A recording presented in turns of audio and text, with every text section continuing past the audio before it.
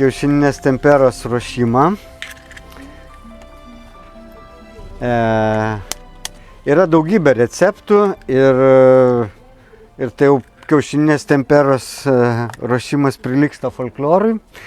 Tai vienur yra atskiriamas trynys ir naudojamas, bet kitose kultūrose, skandinavų žemėse, tai visas kiaušinis mušamas, dedami pigmentai pagal poreikį.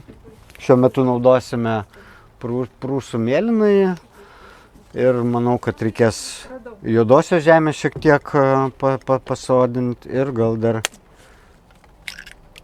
kokio balto mineralo įdėsim, nes turim tikslą, kad dengtų šitą esamą spalvą, ne tik lesiruotų, kad šiek tiek turėtų daugiau dengiamųjų savybių, tai reikia kažkokių baltų mineralų.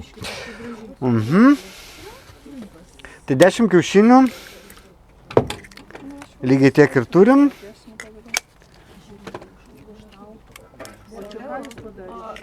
Vežęs iš italų, iš savo tiekėjų parodom.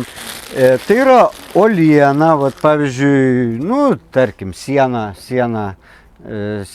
regiono pigmentas yra tokia uoliena. Jinai yra malama, smulkinama, filtruojama, hidratuojama, džiovinama.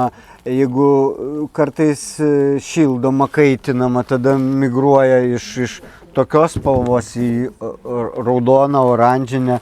Tai yra pigmentai iš uolienos. Iš vienokios, kitokios, tai mineraliniai. Tai jūsų paminėtas ciberžolė ar kiti organiniai, tai yra kas kita, ciberžolė tai didžiulis vaistas yra. Taip, bet organiniai pigmentai architektūrinėse sprendimuose nenaudojami. Startinė receptūra tai gali būti 10 kiaušinių, litras aliejaus ir bus 10% Prūsijos mėlynojo. Tai bus 120 gramų kokių ir nuo to pradėsim, bet paskui labai keisis dar ir kol galutinis rezultatas, tinkantis mums rezultatas bus kitas.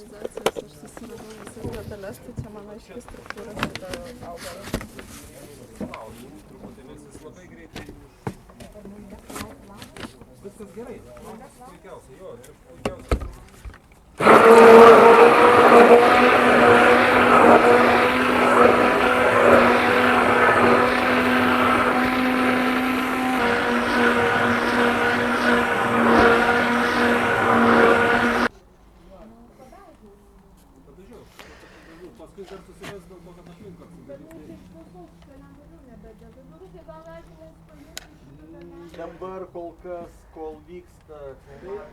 Šis pigmentas, kaip ir istorinis, kaip ir minėjau, gaminamas nuo 17 amžiaus ir turi daugybę pavadinimų. Berlyno mėlyna,